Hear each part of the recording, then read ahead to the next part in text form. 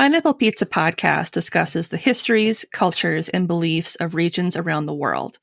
These stories often contain mature and sometimes disturbing content that may not be suitable for all audiences. Listener discretion is advised.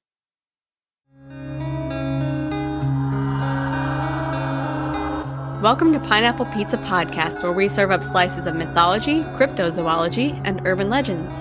It's an interesting combination of flavors. Weird, but it works. Today's special is a midweek terrifying tidbit. I'm your hostess, Enchantress, and with me are the devilishly delightful Ashlise and Elvira.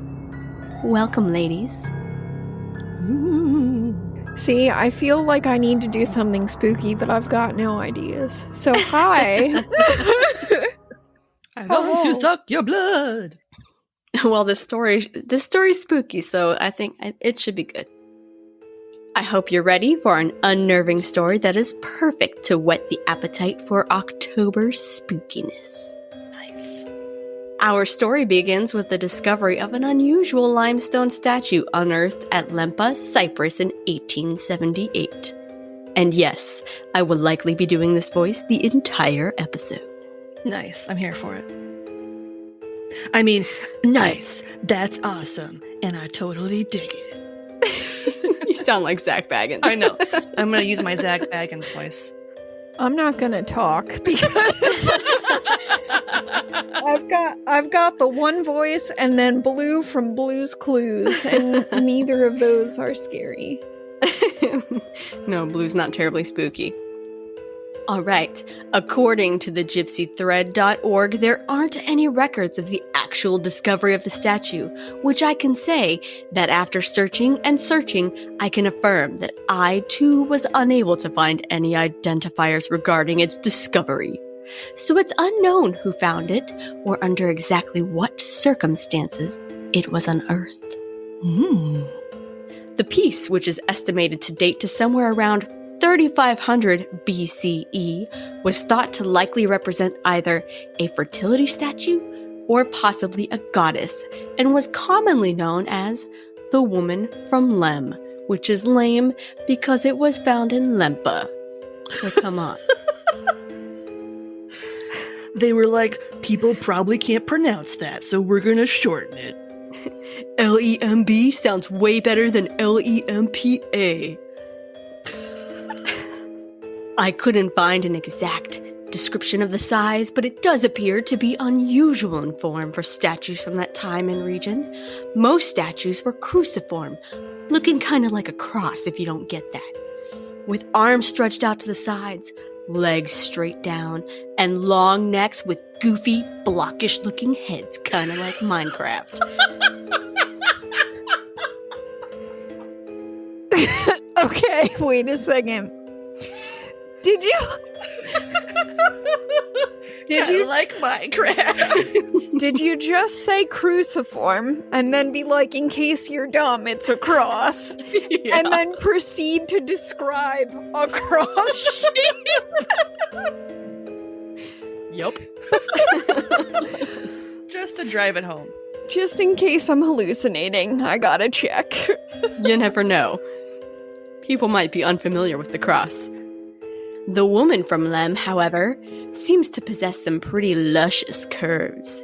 It has the usual cruciform arms, long neck, and blocky weird head, but instead of straight simple legs, it has some seriously impressive hips, so it really stands apart from the other pieces from that time. I'm sorry. Pussy drop. The cat in the background, I'm fine. Emmett's really into this story right now. I heard luscious hips and came a-running. One of the reasons people find this figure so mysterious is because of its shape. It's unusual compared to its contemporaries, but I think that a potential explanation could be that it was a depiction of a predecessor to the goddess Aphrodite, the goddess of love and beauty.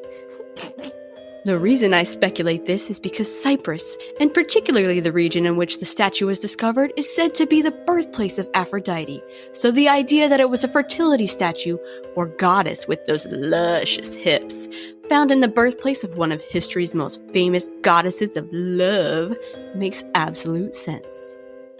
Following its discovery, it didn't take long for the statue to gain a bit of a reputation and a rather ominous nickname. That certainly doesn't scream love.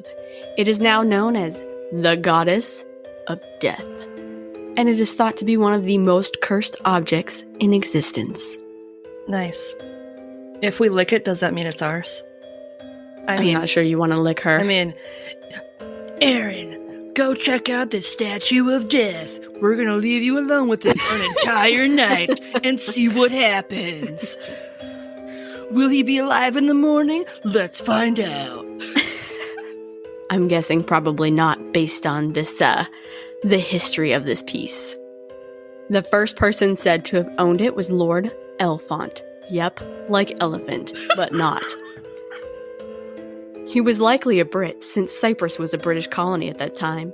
What wasn't a British colony at that time? Like, what even?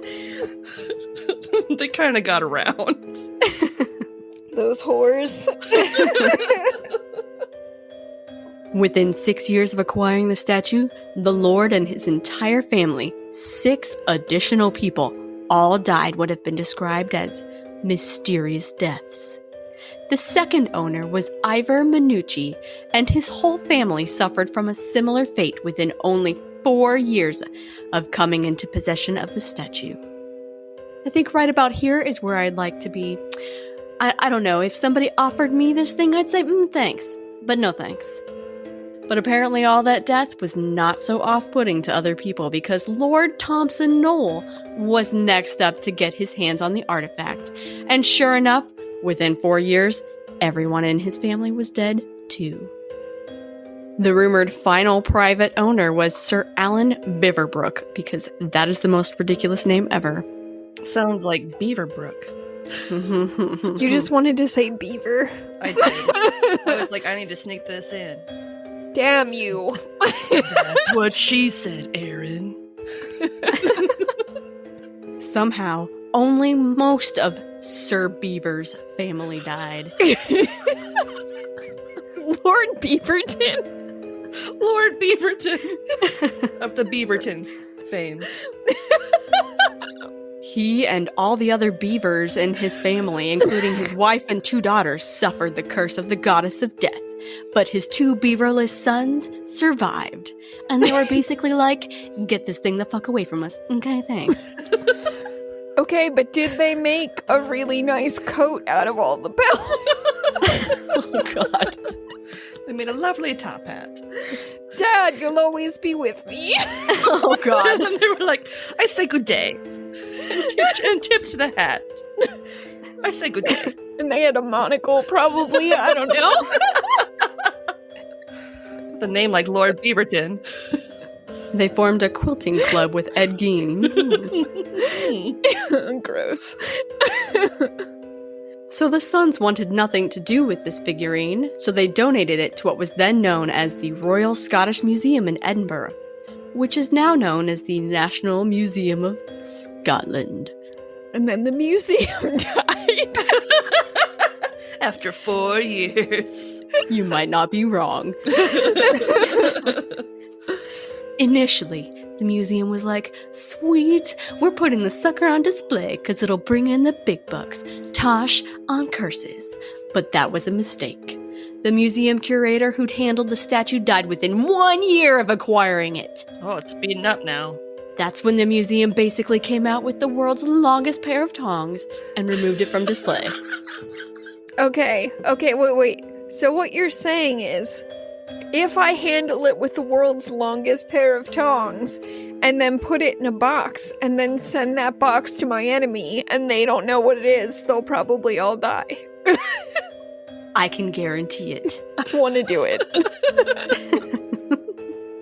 Supposedly, it now sits in a glass case in a basement vault where human hands can never again touch it.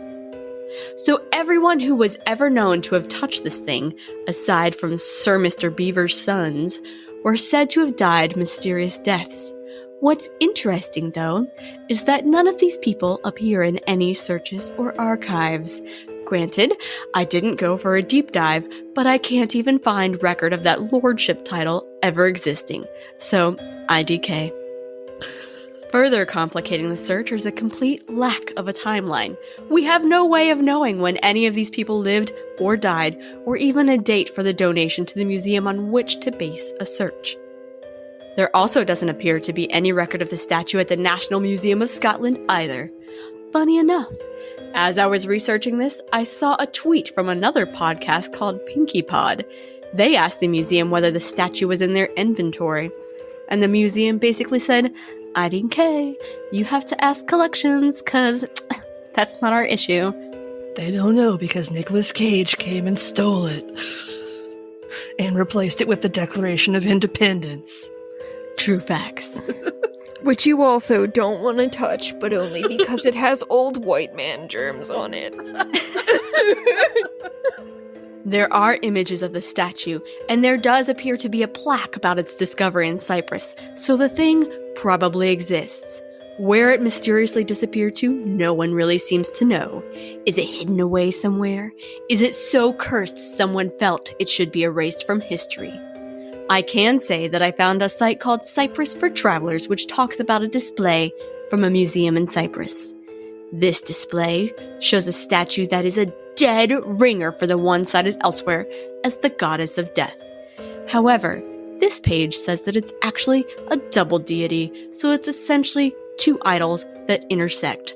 One of them's kind of sitting on the other guy's lap. It's a little weird. It's sexual. That's what it is. It's a little sexual. They're scissoring? No, they're sitting on each other's laps. Oh. Yeah. I like my version better. I like it better too. It'd be far more interesting, but far less cruciform. Yeah, that's true. And that is the story of the goddess of death. Ingredients for this dish were sourced from thegypsythread.org, a Wikipedia page on the National Museum of Scotland, the CyprusTravelers.net, and JEADVM.com. I don't know what it's short for, but that's what it is. Jadvum. Javdom. Everyone knows that. And that is the curse of the goddess of death. I dig it. Not literally, because then I'd be dead. But. I want to give it to somebody, like, as a present. See, now you're pulling an Elvira this week. Yep. She's always the one that wants to send somebody else to their doom. I found these fun seats in this cemetery. I think you should sit on it. See what happens. Hey, I found this really cool statue I don't feel like touching. Will you touch it for me? That sounds naughty. I want you to touch this. It's got luscious curves. Stroke those curves. But it also has a head like a Minecraft character. Isn't that sexy? Yes. Spoiler alert, Aaron was dead. The whole time. Well, I think it's about time to close up the restaurant for the night. Thank you for visiting our beautiful pizzeria and enjoying a slice of Cursed Statue. Pineapple Pizza Podcast. Spooky and chilling. Not everyone understands our ghoulishness, but we're glad that you do. Question mark?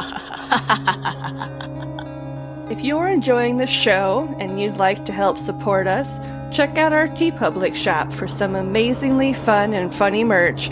Or if you want to do a one-time donation, you can do that on buymeacoffee.com and buy us a fresh slice, because we can never get enough.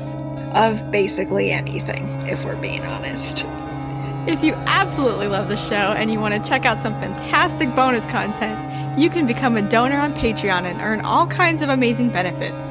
We have 3 tiers to accommodate almost any budget. The $3 Mythbuster, $7 Cryptid Hunter, and $15 Storyteller. Become a patron today and start enjoying all the perks and extra content right away. Don't forget, you can find us on Twitter and Instagram at Pine App Pizza Pod. That's Pine App APP Pizza Pod.